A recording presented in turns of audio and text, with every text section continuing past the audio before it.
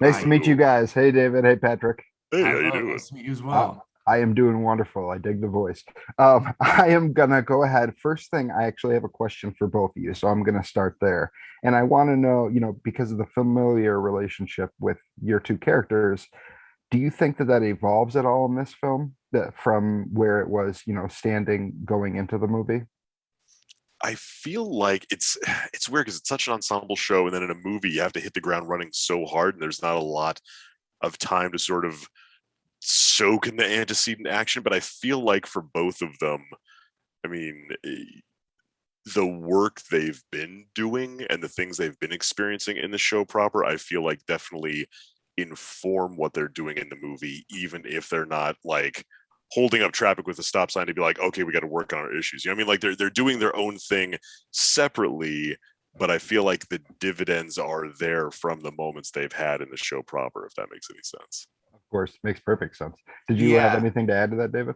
I would just echo that. I think, yeah, the fact that there's already been such a foundation built and the relationship between the characters that kind of oozes from the characters in a way, even if that's not being hit over the head with it or they're not necessarily in a face-to-face interaction.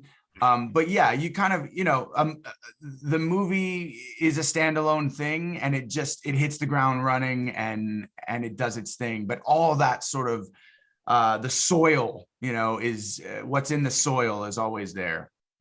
They've been composting. Right. so Yeah. so David, what do you think, like, if for Todoroki's character, what do you think that this film showcases that we really don't see in the series as much? I think you see a little bit of a freedom of expression.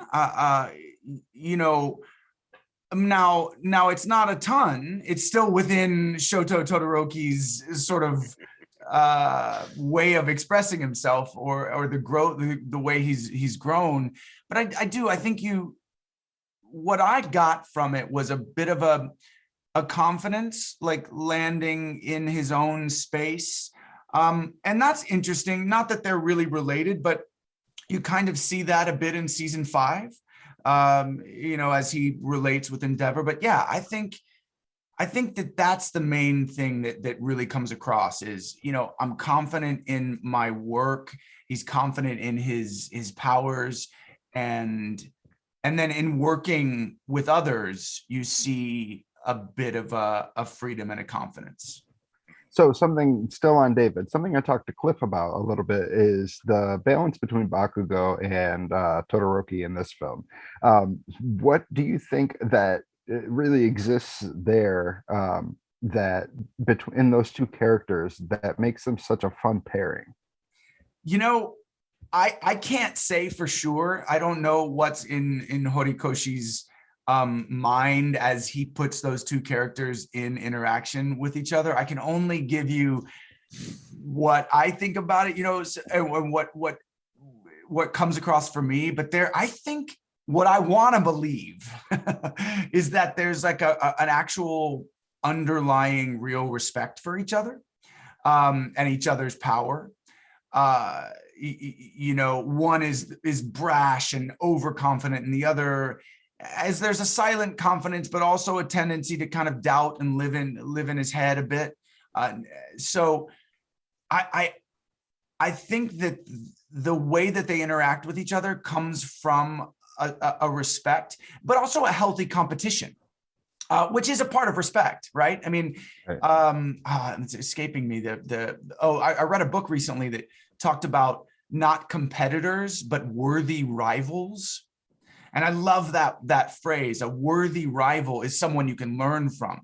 It's someone you respect. It's someone that you, if you're open to it, can take from and learn from. And I think that that's what is underneath it. But what I think makes it funny is the way in which they go about reacting to each other.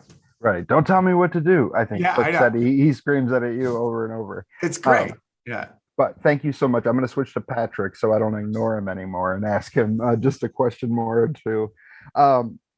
Patrick, what do you think that this film offers that is kind of unique from the show itself?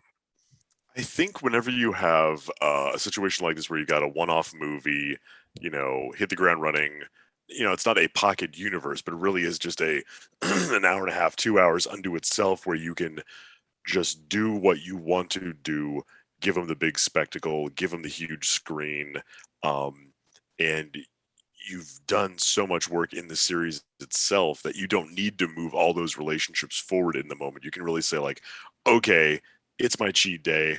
I'm going to eat whatever I want. And that's not to say there's not value or nutrition in it. It's just to say like, hey man, if you want your breakfast to be ice cream, you can. I mean, that's what a movie is to me. Ice cream for breakfast. And also maybe ice cream for lunch and maybe some ice cream for dinner just to round it out and be 3 for 3. But I mean, you Don't forget the can, midnight snack. yeah, and you've got, second breakfast and 11s. I mean, you can capitalize on all the work you've been doing in the show proper and just be like, okay, what one big story do I want to tell in this moment, and just swing for the fence and really capitalize on the time and the spectacle of it.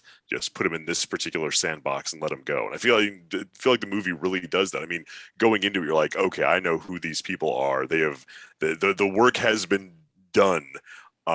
We can just see how they are reacting to this specific challenge, which is nice. I mean, I love it when the work is being done. I also like it when they're like, okay, so stuff happens. It's the stuff happens time. So. That's an awesome answer and very honest. I appreciate both of your guys' time. It was great meeting you both. That's going to be my time. So I can't wait to see what comes from you guys in the future. Thanks so Thank much. you so much. Yeah. Stay safe, guys. Nice talking to you. You too. You too. You too. Thanks.